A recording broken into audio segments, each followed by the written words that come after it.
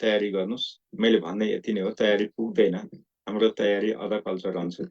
ल अब हामीले चाहिँ के गरिरहेका छौँ भने दसैँ अगाडिदेखि हामीहरूले कन्टिन्यू गरेका छौँ। हामी युनिट 1 मै छौँ, अरू पढेका छैनौँ, शिक्षाकै युनिट 1 मा छौँ र अलिकति शिक्षाको आधुनिक प्रवृत्ति भन्ने एउटा पाठ छ।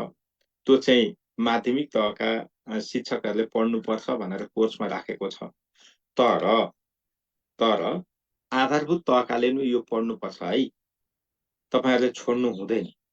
कारण किनभने यहाँबाट प्रश्न सोधिने ठाउँ छ, धेरै पढ्नु पर्दैन, थोरै पढेर यहाँ प्रश्न सोधिन्छ र यहाँबाट सोधिने प्रश्नमा धेरै बुझिराख्नु पर्ने हुँदैन, सजिलो हुन्छ र गल्ती गर्ने छुट यहाँ चाहिँ हुँदैन। यस्ता प्रश्नमा चाहिँ गल्ती गरियो भने पछाडि परिन्छ नै। त्यही भएर यस्ता प्रश्नमा गल्ती गर्नु हुँदैन। हामीले सरस्वती हेरौँ। जस्तो अब हामीहरूले मानव अधिकार र शिक्षाको कुरा गर्नुपर्ने हुन्छ। यो भनेको चाहिँ फेरि तपाईहरुलाई यहाँ जिज्ञासा भयो होला, जो साथीहरु आज पहिलोचोटि जोडिनु भएको छ, त्यसो भने हाम्रो अगाडिको छुट्यो नि त भन्ने पर्ला। धेरै छुटेको छैन। तपाईको त्यो कोर्स यही पढ्दै गइसकेपछि फेरि दोहोरिएर पढ्न पाउनुहुन्छ। त्यही भएर यो छुटो उ छुटेन भन्ने कुरा हुँदैन।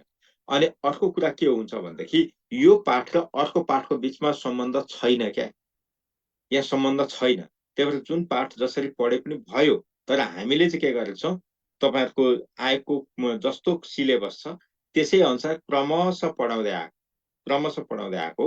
त्यही भएर यो पढ्दै जान्छौँ। फेरि हामी अनि पाठ 1 बाट फेरि सुरु गर्छौँ। त्यसमा चिन्ता गर्नु पर्दैन। हामी एकाइ एकमै छौँ। यदि 2 कटेको भए चाहिँ तपाईहरुलाई अलिक धेरै छुट्यो कि जस्तो लाग्थ्यो, त्यस्तो हुँदैन है, नआत्तिनु होला। अब मानव अधिकार र शिक्षा फेरि अर्को कुरा पनि छ। तपाईहरुको अर्को ग्रुप पनि बन्छ। त्यो भएकोले गर्दा तपाईहरु आज जो आउनु भएको छ, तपाईहरु त एडमिसन गर्नु भएको छैन नि त। तपाईहरु एडमिसन गरेपछि अर्को ग्रुप बन्छ र तपाईहरुको सुरुदेखि फेरि क्लास सुरु हुन्छ। त्यही भएर यसमा आत्तिनु पर्दैन। अब मानव अधिकार र शिक्षाको कुरा गर्छ। मानव अधिकार अब 1948 डिसेम्बर 10 यो तपाईलाई जीके बामा नि पढ्नुहुन्छ। मानव अधिकार दिवस कहिले मनाइन्छ भनेर सोध्छ। तपाईले डिसेम्बर 10 भन्नुहुन्छ होला। त्यो जीके यही पढ्ने त हो। यही कुरो उता पनि पढिन्छ, उताबाट फेरि यता पनि पढिन्छ, दुईतिरबाट गरिन्छ। तर हामी के गर्छौं, यसले शिक्षामा के कुरा ल्याएको छ त्यति हेर्छौं। त यहाँ हेर्नु पर्यो, मानव अधिकार सम्बन्धी घोषणा पत्र कहिले जारी भएको थियो भनेर एउटा प्रश्न सोध्छ। त्यो जीके को हो कि शिक्षाको? हेर्नुस् त। तपाईँ आधारभूतमा शिक्षा यो त पढ्नु पर्दैन भन्नुहुन्छ। यहाँ त पढ्नु पर्दो रहेछ नि त। जीकेबाट सोधोस् कि जताबाट सोधोस् नि, तपाईले 40 वटा त मिलाउनु पर्यो नि त। त्यो मिलाउनको लागि यो पढ्नै पर्छ भनेको कारण त्यो। अब मानव अधिकार सम्बन्धी घोषणा पत्र 48 डिसेम्बर 10 मा जारी भयो भन्नु पर्यो। एउटा यो डेट सम्झिनु पर्यो। अब कहाँ जारी गरिएको थियो भन्यो भने हामीहरूले अन्त भन्नु परेन। पेरिसमा जारी गरिएको थियो भनेर एउटा पेरिस सम्झिनुहुन्छ। फ्रान्सको पेरिसमा भनेर भन्नुहुन्छ। अब यसमा कति धारा छ त भनेर हुन्छ। तपाईले जीके पढ्नुहुन्छ क्या, यो चाहिँ फेरि 30 वटा छ। हामी त्यतापट्टि लाग्नु परेन। हामीलाई एउटै कुरा के सोध्छ भने मानव अधिकार सम्बन्धी घोषणा पत्रको कुन धारामा शिक्षालाई मौलिक हकको रूपमा लिएको छ? तपाईलाई सोध्ने प्रश्न त्यति। ध्यान दिनुस् है। मानव अधिकार सम्बन्धी घोषणा पत्रको कुन धारामा शिक्षालाई मौलिक हकको रूपमा लिएको छ भनेर सोध्छ।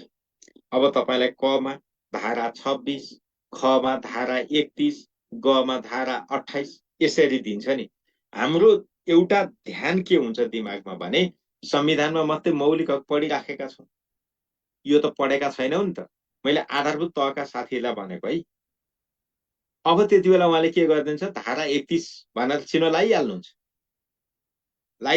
परीक्षा हो नि त। तर जब परीक्षाबाट बाहिरिनुहुन्छ त्यसपछि उहाँलाई रियलाइज हुन्छ मैले गल्ती गरेँ।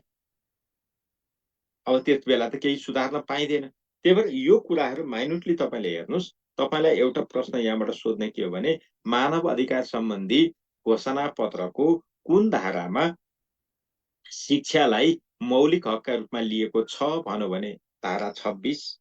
अब यही प्रश्नलाई अर्को तरिकाले के सोध्छ भने मानव अधिकार सम्बन्धी घोषणा पत्रले शिक्षालाई कुन स्वरूपमा लिएको छ? कुन स्वरूपमा लिएको छ? अधिकारका रूपमा, मौलिक अधिकारका रूपमा, पहुँचका रूपमा, समताका रूपमा? अब हामीले यहाँ अधिकार मात्रै भन्यौँ भने गलत हुन्छ, मौलिक हक नै भन्नु। त्यही भएर मौलिक हक भन्नु, मौलिक अधिकार भन्नु एउटै कुरा। यो दुईटा शब्द तपाईले यहाँ ख्याल गर्नु छ, अरु चाहिँदैन। अब त्यसपछि तपाईलाई अर्को प्रश्न सोध्छ, अन्तर्राष्ट्रिय साक्षरता दिवस कहिले मनाइन्छ? ध्यान दिनुस् है, अन्तर्राष्ट्रिय साक्षरता दिवस कहिले मनाइन्छ? सेप्टेम्बर 8। अब फेरि यहाँ आधारभूत तहकै साथीहरूलाई जोड्छु। के यो प्रश्न विगतमा सोधेको छैन? कति पटक सोधेको छ? त्यही भएर आयो पढ्नु पर्ने रहेछ कि रहन्छ? रहेछ, पढ्नै पर्यो। एउटा यो याद गर्नु पर्यो। अब अर्को कुरा के थाहा पाउनु पर्यो भने अन्तर्राष्ट्रिय साक्षरता दिवस कहिलेबाट मनाउन थालिएको हो? कहिलेकाहीँ यस्ता प्रश्न पनि सोधिन्छ। यो चाहिँ बी लेभलको प्रश्न। यहाँ तपाईलाई मैले अघि भने नि ए बी सी, ए लेभलको प्रश्न यहाँ दुईटा हुन्। अहिले पढेको मध्ये दुईटा हुन्। एउटा मानव अधिकार सम्बन्धी घोषणा पत्रको कुन धारामा शिक्षालाई मौलिक हकका रूपमा लिएको छ, त्यो ए लेभलको प्रश्न हो। अन्तर्राष्ट्रिय साक्षरता दिवस कहिले मनाइन्छ, त्यो पनि ए लेभलको प्रश्न। अब तपाईले बी लेभलको प्रश्नको कुरा गर्दाखेरि मानव अधिकार सम्बन्धी घोषणा पत्रले शिक्षालाई कुन रूपमा लिएको छ भन्नु, त्यो मौलिक हक भन्नु चाहिँ बी लेभल। त्यस्तै यहाँनेरि अर्कोमा के अरे अन्तर्राष्ट्रिय साक्षरता दिवस कहिलेबाट मनाउन थालिएको हो भन्नु बी लेभलको प्रश्न। त्यो भनेको 1966 देखि। यो कुरा ख्याल गर्नु। 1965 नोभेम्बर 17 मा निर्णय गरो हरेक वर्ष सेप्टेम्बर 8 मा, हरेक वर्ष सेप्टेम्बर 8 मा साक्षरता दिवस मनाउने भनेर निर्णय गरो। तर मनाउन चाहिँ कहिलेबाट थाल्यो? 66 देखि। त यस्ता प्रश्न तपाईहरुलाई सोध्न सक्छ। यो कुरालाई फोकस गर्नुस्, अरु भन्नु पर्यो। अब त्यसपछि हामीहरूले अस्ति शिक्षाको अर्थ पढ्ने क्रममा के पढेका थियौं भने विश्वमा शिक्षालाई अधिकारका रूपमा कहिले लिन थालियो भन्दा सन् 2000 को दशक भनेर भनेका थियौं। त त्यो भने कहिले रहेछ? सन् 2004। सन् 2004 मा शिक्षालाई अधिकारका रूपमा लिइयो। यो भनेको राइट बेस्ड एप्रोच हो। राइट, RIGST, त्यो भनेको अधिकार। त्यो एप्रोचमा चाहिँ युनेस्कोले 4A एप्रोच भनेर ल्यायो। जम्मा 4 वटा दृष्टिकोण ल्यायो। त्यो दृष्टिकोण भनेको यिनै 4 वटा हो। कहिलेकाहीँ यो कुरा पनि सोध्छ। अब यो भनेको बी लेभलको प्रश्न हुन्छ तपाईहरुले। बी लेभल, ध्यान दिनुस् है, बी लेभलको प्रश्न हुन्छ। त्यही भएर यो पनि तपाईहरुले सम्झिनु चाहिँ पर्छ। जस्तो अभाइलेबिलिटी एउटा ए, एक्सेसिबिलिटी अर्को ए, एक्सेप्टेबिलिटी अर्को ए, एडप्टेबिलिटी अर्को ए। 4A एप्रोचमा यो पनि पर्छ, 4 वटा। यति कुरा तपाईले हेर्नु भयो भने तपाईहरुले यो मानव अधिकार र शिक्षाको लागि अरु हेरिराख्नु पर्दैन। अब यहाँनेरि छ, पढ्नुपर्ने छ। जस्तो संविधानले शिक्षालाई लियो, कहाँ छ त भन्दा भाग 13 मा छ, धारा 31 मा छ, 5 वटा हक छन्। यति कुरो त हामीले पढेकै छौं नि। यति कुरो त हामीलाई संविधानबाटै हामीले लिएकै हुन्छौं। त्यही भएर यहाँ झुकिने ठाउँ छैन। यो प्रश्न सोध्ने भए पनि यो उताबाट आउने भएकोले यतापट्टि आत्तिनु पर्यो। अब यहाँनेरि अर्को प्रश्न यहाँ हामीले हेर्नुपर्ने कुरा के हो भने अन्तर्राष्ट्रिय शिक्षा दिवस कहिले मनाउन थाल्यो? अब यहाँनेरि थोरै कुराहरू ख्याल गर्नुपर्यो। अन्तर्राष्ट्रिय शिक्षा दिवस सन् 2019 देखि मनाउन थालियो। प्रत्येक वर्षको जनवरी 24 लाई अन्तर्राष्ट्रिय शिक्षा दिवस मनाइन्छ। त्यसो हो भने राष्ट्रिय शिक्षा दिवस कहिले मनाइन्छ त? अब यहाँ त कुरो आयो, यसपालिदेखि फेरि सुरु भयो। यो प्रश्न तपाईको लागि अहिले सोध्नुपर्ने महत्त्वपूर्ण प्रश्न हो।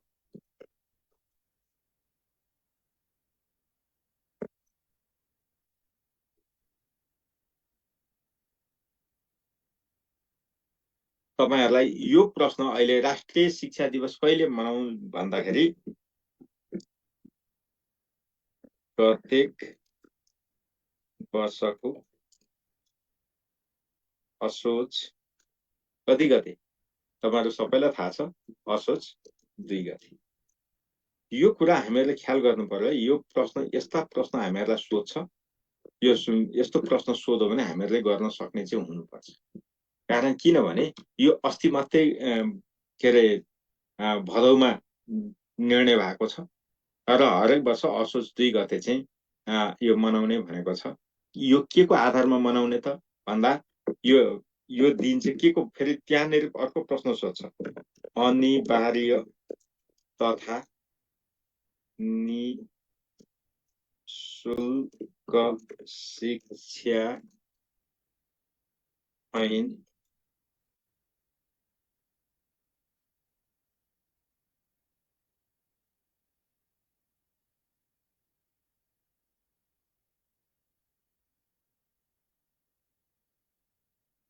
यो कुरा हामीलाई थाहा पाउँदैन।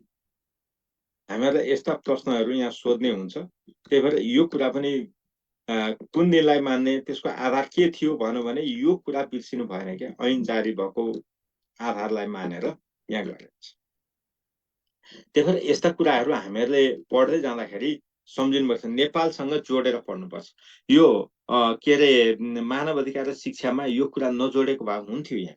तर नेपालसँग जोडेर प्रश्न आउने भएकोले यस्ता कुराहरू हामीहरूले याद गर्नुपर्छ, सम्झिनुपर्छ।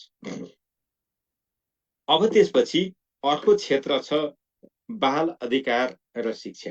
अब यही भित्र हेर्नुहोस् है, मैले तपाईलाई अर्को किन यहाँ भनिनँ भने के अरे मानव अधिकार सम्बन्धी घोषणा पत्रले शिक्षालाई मौलिक हकका रूपमा मानेको छ।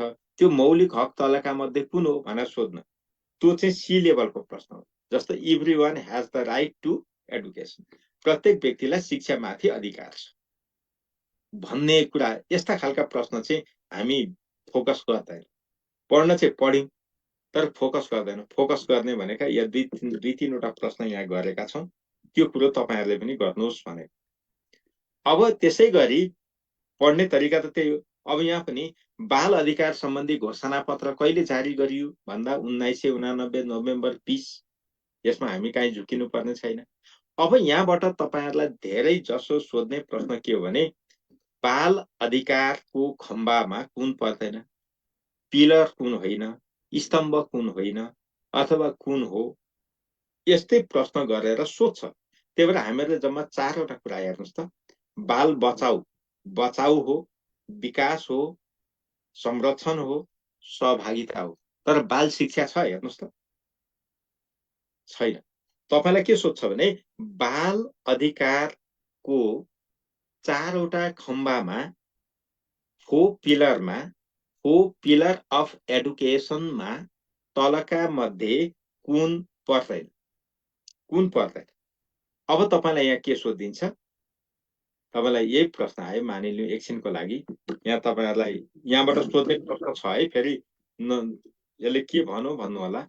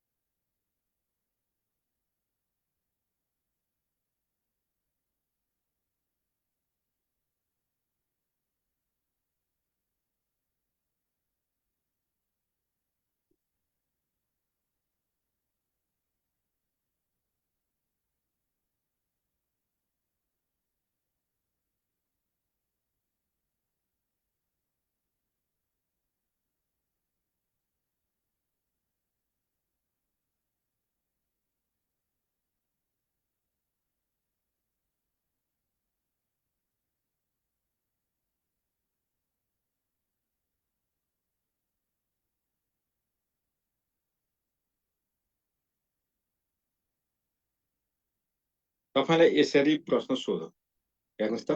बाल अधिकारको 4 स्तम्भमा तलका कुनलाई समावेश गरिएको छैन भनेर प्रश्न सोधो र अब तपाईले उत्तर यहाँ के लिनु गर्नुहुन्छ। तपाईले 100% यो त होइन भन्दै भन्नुहुन्छ। तपाईले बाल शिक्षा त हो नै भन्नुहुन्छ। अब तपाईँले के गर्नुहुन्छ, बाल सविता बाल संरक्षण यो त उस्तै उस्तै, बाल बचाउ यो के भनेको, तपाईँ यही तीनटामा गएर तपाईँले यता चिनो लगाइदिनुहुन्छ अनि बिग्रिन्छ। त्यही भएर यस्तो प्रश्नहरूमा तपाईँहरूलाई एकदम चनाखो के हुनुपर्छ भने बाल बचाउ, सर्भाइभल, बाल विकास, डेभलपमेन्ट, प्रोटेक्सन र पार्टिसिपेसन, यति कुरा त बिर्सिनै हो। यो चारवटा कुरा तपाईँले एकदमै कण्ठस्थ पार्नै पर्छ। यहाँबाट सोधिएको प्रश्न गल्ती गरियो भने पास हुने होइन, फेल हुने सम्भावना बढ्छ।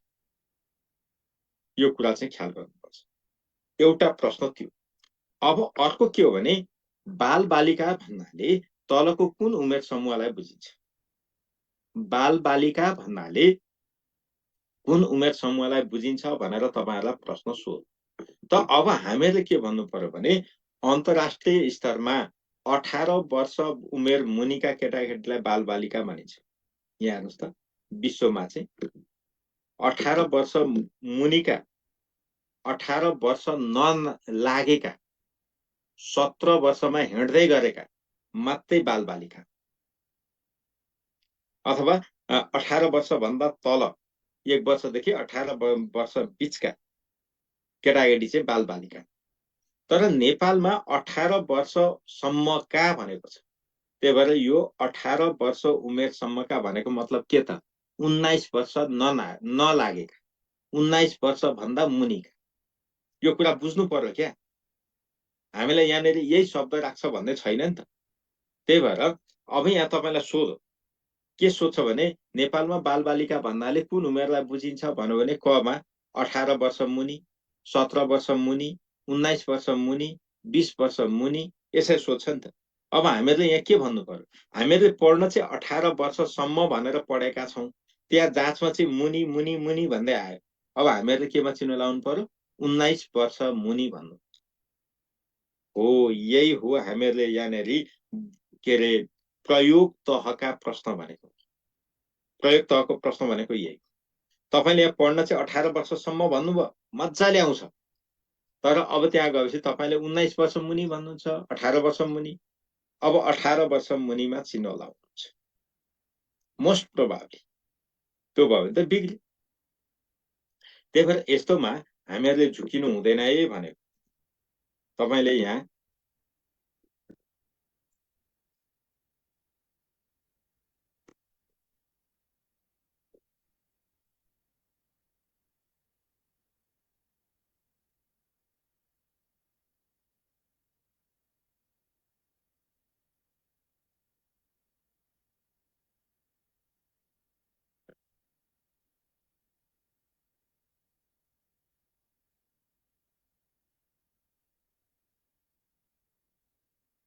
तपाईँलाई ये सोधो, कमा के भन्छ भने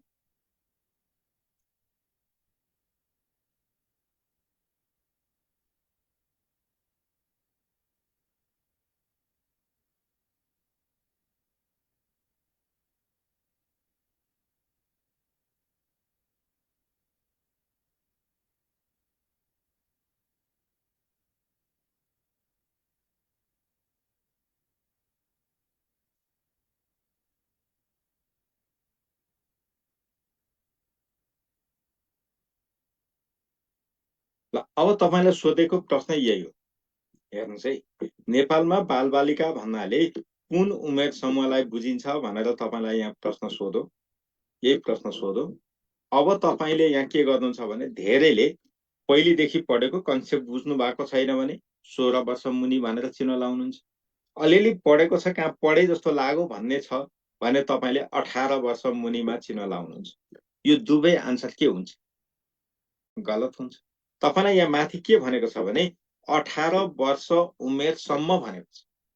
त 18 वर्षमा हिँड्दै गरेको बालबालिका के हो त?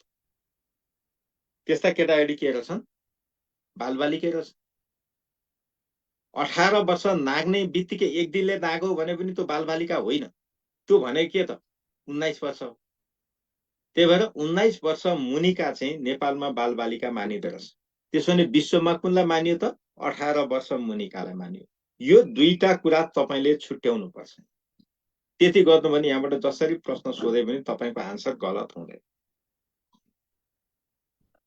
ल अब दुईटा प्रश्न तपाईलाई यहाँनिर मैले अब अर्को प्रश्न यहाँबाट सोध्ने के हो भने बाल अधिकार सम्बन्धी महासन्धिमा नेपालले कहिले हस्ताक्षर गरेको थियो यहाँ भएका मध्येको तपाईलाई जाँचमा सोध्ने 1 2 3 प्राथमिकता छुट्याउने हो भने 1 नम्बरको प्रश्न यही हो हामीले यहाँ बी लेभलको प्रश्न हेरेका छैनौं यहाँ सबै ए लेभलका प्रश्न हेर्दैछौँ त्यही भएर यहाँ तपाईलाई सोध्छ बाल अधिकार सम्बन्धी महासन्धिमा नेपालले कहिले हस्ताक्षर गरेको थियो भनेर सोध्छ कहिले भन्नु पर्यो 1990 सेप्टेम्बर 14 यो डेट याद गर्नु पोहोर त सोधेकै हो फेरि पनि सोध्न सक्छ यो कुरा ख्याल गर्नु पर्यो अब यहाँबाट अर्को प्रश्न के सोध्छ त भन्दा बाल अधिकार सम्बन्धी घोषणा पत्रको कुन धारामा शिक्षालाई अधिकारका रूपमा लिएको छ ध्यान दिनुस् अब यहाँ त तीन ठाउँ याद गर्नुपर्छ एउटा मानव अधिकार सम्बन्धी घोषणा पत्र बाल अधिकार सम्बन्धी घोषणा पत्र र नेपालको संविधान तीनटामा प्रयोग छ है मौलिक अधिकारको रूपमा तर जे भने पनि त्यहाँ चाहिँ धाराको कुरा आउँछ र यहाँनिर धारा 28 र 29 एउटा याद गर्नु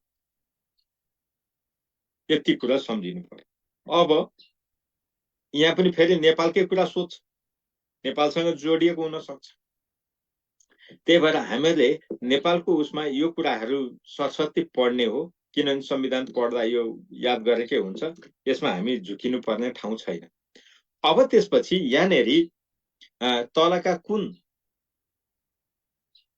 बाल अधिकारमा आधारित शिक्षा होइन बाल मैत्री विद्यालय होइन बाल मैत्री शिक्षा होइन भनेर सोध्छ जे भने पनि दण्ड र सजाय जति बाल मैत्री हुँदै होइन दण्ड र सजाय नभएका जे कुरा राखे पनि त्यो बाल मैत्री यो यति कुरा चाहिँ हामीले बुझ्नु पर्यो यो चाहिँ उच्च दक्षता तहको प्रश्न हुन्छ कम्प्लिटली तपाईले बुझ्नु पर्यो के भने बाल मैत्री भन्ने बित्तिकै चाइल्ड फ्रेन्डली भन्ने बित्तिकै दण्ड सजाय पनिशमेन्ट जस्ता कुराहरू त्यहाँ रहँदैन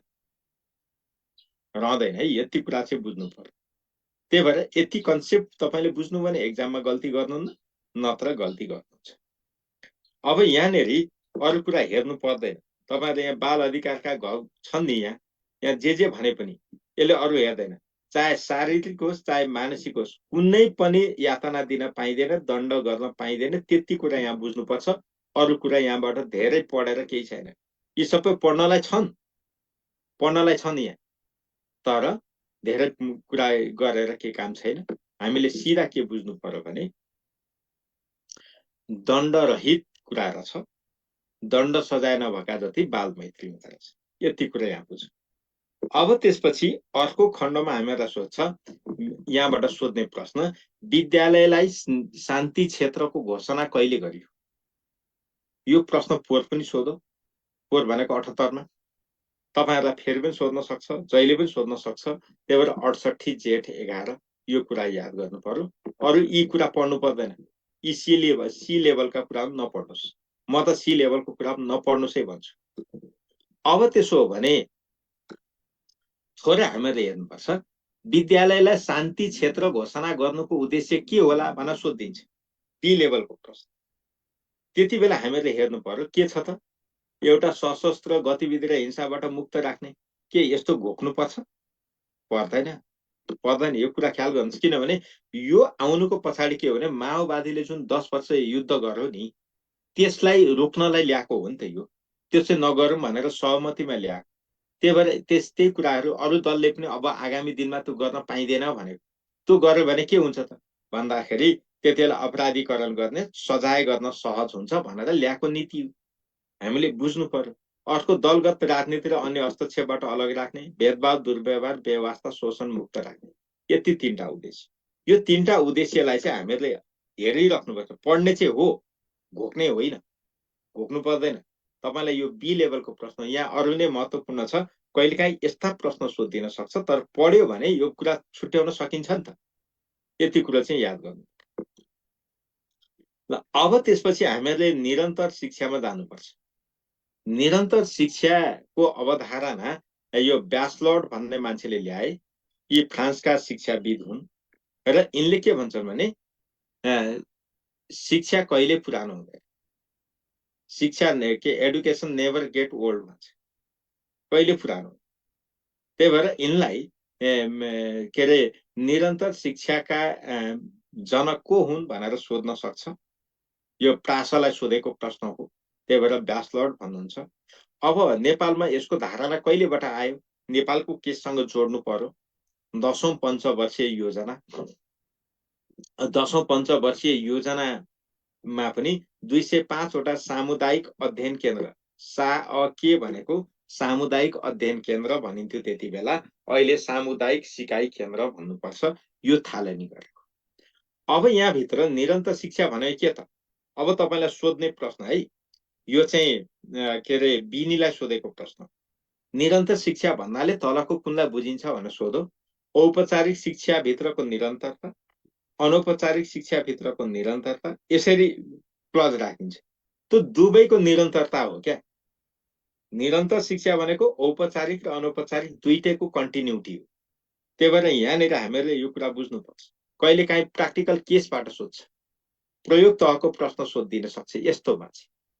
जस्तो के अरे प्रौढ साक्षरता पढेको मान्छे विद्यालयमा पढ्नु, विद्यालय पढ्दै गरेको मान्छे विश्वविद्यालय पढ्नु, विद्यालय छाडेको मान्छे दूर शिक्षा पढ्नु, घमा माथिका सबै भनिन्छ। यस्ता खालका प्रश्न सोध्छ। त्यही भएर हामीले यहाँनिर माथिका सबै भन्नु पर्यो। यो चाहिँ एकदमै उच्च दक्षता तहको प्रश्न हुन जान्छ। त्यही भएर यस्ता कुरा हामीले याद गर्नु पर्यो। अब निरन्तर शिक्षा नेपालमा कहिलेबाट सुरु भयो भन्दा आर्थिक वर्ष 72-73, यो सम्झिनु पर्यो। अब निरन्तर शिक्षा सञ्चालन गर्ने स्थानीय संरचना कुन हो? निरन्तर शिक्षा सञ्चालन गर्ने स्थानीय संरचना कुन हो भन्यो भने सामुदायिक सिकाइ केन्द्र, जुन सामुदायिक अध्ययन केन्द्र भनेका छौँ त्यो। अब त्यो भएन, त्यो छैन, को त? स्थानीय तह। स्थानीय तह माने वडा कार्यालय हो। हामीहरूले त्यही भएर यहाँनिर कन्सेप्ट क्लियरली बुझौँ, यो गर्न सजिलो हुन्छ। र निरन्तर शिक्षामा दुईटा तह छ, तह 1, तह 2। अब तह 1 र 2 दुईटै 4-4 महिना अवधि पढाइ हुन्छन्। 15 देखि 60 वर्षका मान्छे यहाँ पढ्न पाउँछन्। र यो भनेको चाहिँ एउटा तह 1 भनेको क ख ग घ अक्षर अङ्क नचिनेका मान्छेहरू, लेख्न पढ्न नजानेका निरक्षरहरू पढ्ने। तह 2 भनेको साक्षर भएका मान्छे पढ्ने। यति कन्सेप्ट हामीहरूले बुझौँ। अब यति कुरा गरिसकेपछि हामी खुला शिक्षामा हेरौँ त। खुला शिक्षाको सुरुवात कुन देशबाट भयो? तपाईलाई यो त सुब्बामा जाँदिए पनि अधिकृतमा जाँदिए पनि सोध्ने प्रश्न हो, जिके पनि हो। त्यही भएर हामीहरूले यहाँ हेर्दाखेरि बेलायतबाट भन्छौँ। त्यसपछि नेपालमा चाहिँ कहिलेबाट थालियो त भन्दा प्रौढ शिक्षाको थालनी रेडियोबाट चाहिँ 14 सालमा भयो। प्रौढ शिक्षाको थालनी चाहिँ 2004 सालमा भयो। तर रेडियोबाटै दिन थालेको चाहिँ 14 सालमा। नेपालको पहिलो शैक्षिक कार्यक्रम कुन हो भन? अब यही हो। पहिलो रेडियोबाट प्रसारण गरिने शैक्षिक कार्यक्रम कुन हो भन्यो भने यही भन्नु पर्यो क्या यहाँ चाहिँ। अब यसरी 35 सालमा आएर के गरेको छ? शिक्षकलाई रेडियो मार्फत तालिम दिन थालियो। 37 मा चिनो लाउनुहुन्छ नि तपाईहरुले, त्यो गल्ती हुन्छ। 35 हो। 37 मा स्केलिङ अप गरियो। त्यो भनेको विस्तार गरियो। कति जिल्लामा? 72 जिल्लामा। है यो कुरा ख्याल गर्नुस्। त्यही भएर यहाँनेरि हामीहरूले 72 जिल्लामा विस्तार गरियो। कपिलवस्तु, तेह्रथुम र रूपन्देहीमा विस्तार गरिएको थियो। यो कुरा चाहिँ सम्झिनु होला। अब त्यसपछि 2041 सालमा गएपछि रेडियो मार्फत अंग्रेजी भाषा शिक्षक तालिम सुरु गरियो। दूर शिक्षा केन्द्रको स्थापना 50 सालमा गएर भएको छ। अनि नेपाल टेलिभिजनबाट शैक्षिक कार्यक्रम प्रसारण चाहिँ 52 सालबाट भएको छ। यो डेट तपाईहरुले बिर्सिन पाइदैन। तपाई आधारभूत तहको साथीहरुले पनि बिर्सिन पाइदैन, माविकोले मात्रै होइन। त्यही भएर यो पढ्नुपर्छ भनेको कारण यही हो। अब नेपालमा खुला विश्वविद्यालय कहिले स्थापना भयो भन्दा 2073 असाढ 30। यसमा केही कुरा भन्नु परेन। अब यहाँ तल अर्को एउटा प्रश्न हामीहरूलाई सोध्ने के रहन्छ भने कहिलेकाहीँ यस्ता प्रश्न पनि सोध्छ, पुस्ता भनेर सोध्छ, जेनेरेसन। त्यही भएर पहिलो पुस्ता के त पत्राचार मोडल, त्यो भनेको मुद्रित सामग्री, किताब उपलब्ध गराउनु, विद्यार्थीहरूलाई पाठ्य पुस्तक उपलब्ध गराउनु, स्व अध्ययन सामग्री पढ भनेर दिनु, चिठीहरू पठाउनु, यो सबै के हो त पहिलो पुस्ता, first generation of distance education, नबिर्सिनु होला। दोस्रो मल्टिमिडिया, तेस्रोमा आउँदा टेली सिकाइ मोडल, चौथो फ्लेक्सिबल सिकाइ मोडल र पाँचौं इन्टेलिजेन्ट मोडल।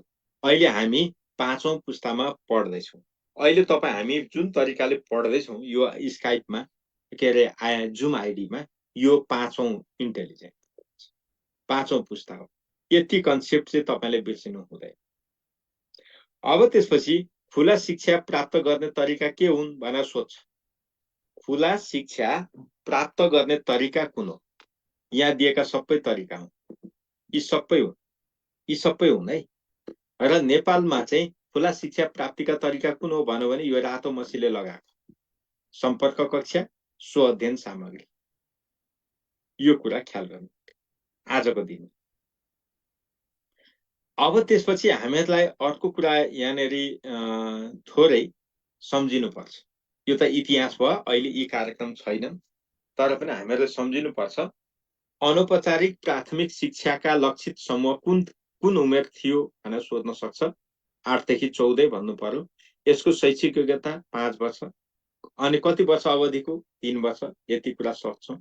अब निमावि तहको खुला शिक्षा 14 वर्ष माथिकालाई दिने, 25 जिल्लामा थियो, कक्षा 8 सर मान्यता, 37 विद्यालय, दैनिक 2 घण्टाको दरले पठन पाठन हुने। यो त सम्झिनु पर्यो, अहिले छैन, तर कति समय पढाइ हुन्थ्यो भनेर सोधिन्छ नि त, त्यही भएर सम्झिनु पर्यो। त्यस्तै मावि तहकोमा 84 विद्यालयमा थिए, यी कुराहरू तपाईँहरूले सम्झिनु पर्यो। 15 वर्षभन्दा माथिकालाई त हामीले के बुझ्नु पर्यो, प्राथमिक भन्यो भने 8 देखि 14, निमावि भन्यो भने 14 प्लस, मावि भन्यो भने 15 वर्ष नागेका मान्छेले जाँदैन त्यो पढ्ने कार्यक्रम रहेछ भन्नु पर्यो। अब तपाईलाई यहाँ के भने अनौपचारिक प्राथमिक शिक्षा एफएसपी भन्यो। एफएसपी भनेको के त, एफ भनेको फ्लेक्सिबल स्कुलिङ प्रोग्राम, अरु के हैन है, फ्लेक्सिबल स्कुलिङ प्रोग्राम। यहाँ तपाईहरु झुकिनु पर्दैन, यो भनेको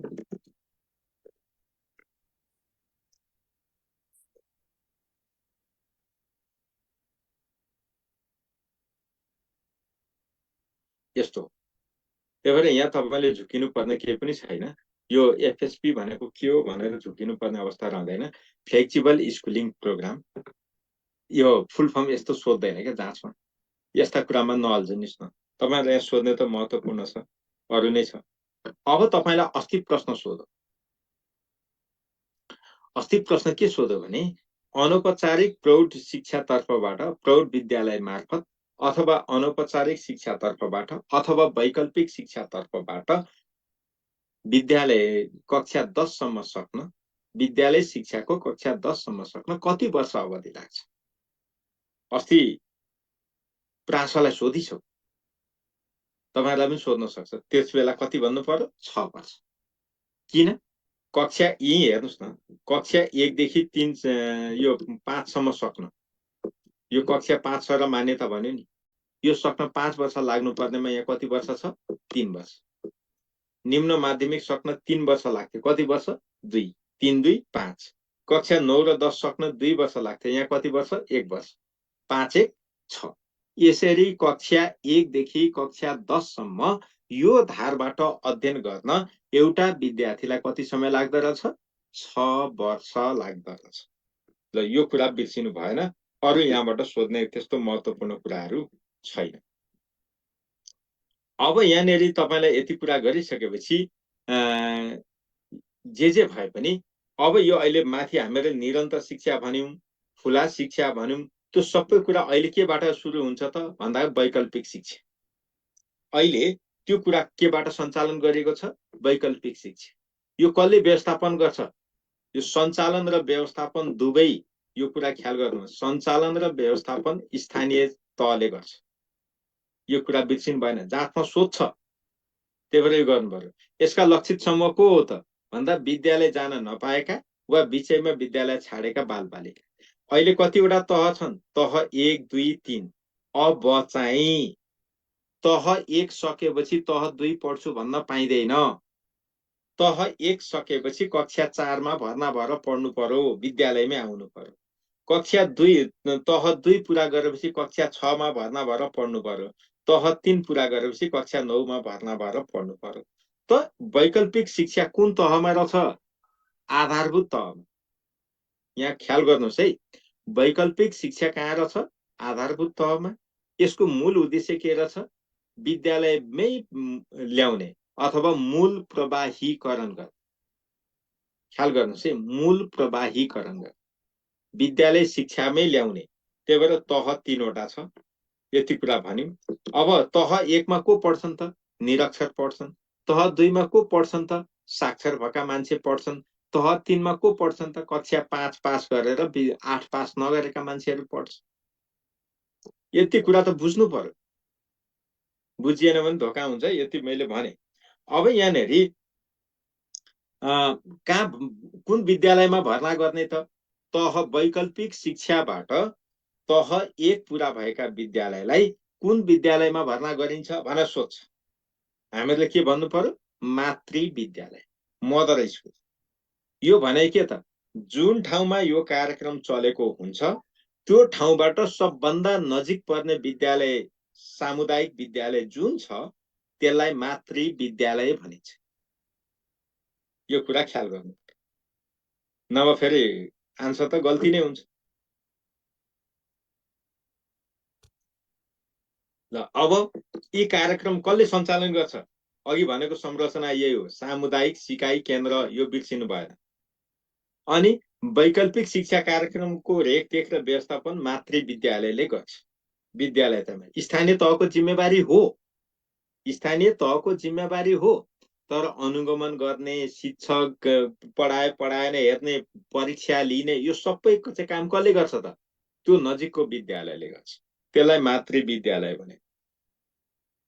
र यति कुरा गरिसकेपछि यसलाई हामी के भन्छौँ? विद्यालय शिक्षामा दोस्रो अवसर। ख्याल गर्नुहोस् है, विद्यालय शिक्षामा दोस्रो अवसर, second chance of schooling, fast track education, द्रुत मार्ग, शिक्षाको द्रुत मार्गका नामले पनि यो वैकल्पिक शिक्षालाई चिनिन्छ। त्यही भएर यो बिर्सिनु भएन, यी टर्मिनोलोजीहरू बिर्सिनु भएन। फास्ट ट्र्याक भने के त? 10 वर्ष लाग्ने शिक्षा 6 वर्षमा सक्यो। सेकेन्ड चान्स भने के त? तपाईँ 5 वर्ष उमेर पुरा भएपछि कक्षा 1 मा भर्ना हुनुहुन्थ्यो, कारणवश स्कुल जान पाउनु भएन वा बिचैमा छोड्यो, तर पछि फेरि दोहोऱ्याएर स्कुल पढ्ने मौका आयो, त्यसलाई सेकेन्ड चान्स भनियो। अब यहाँनेरि अनौपचारिक तथा खुला शिक्षा भन्छ। यो चाहिँ माध्यमिक शिक्षाको अवसरबाट वञ्चित व्यक्तिलाई दिइन्छ। यो माध्यमिक तहको कुरा हो।